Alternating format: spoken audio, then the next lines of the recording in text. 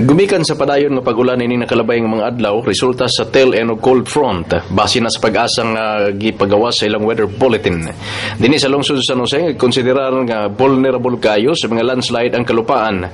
Sa pagsuri sa newsline kagainan nakitaan nga ang barangay San Juan usa sa mga barangay nga adunay nahitalang pagdahili sa lupa. Hilabi na diha sa may Purok 2 sa nasong barangay Panimalay mismo sa tungod mismo sa Panimalay nga gipanagian ni Vilma Hicali diya sa Purok 2 Barangay Poblasyon.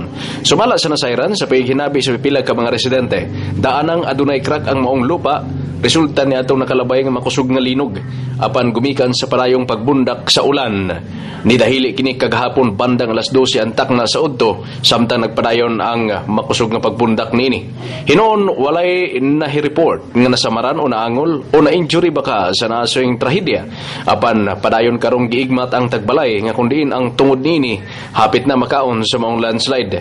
Ang Barangay Council sa Barangay San Juan pinanguluhan ni Barangay Captain Richard Labigan ang naningkamot karon uban siya mga konsyalis alang sa mga remedyo kung unsaon paghatag og slope protection ang maong balay aron dili na kini magkadako pa ang lupang dahili paingon ngadto sa ubos.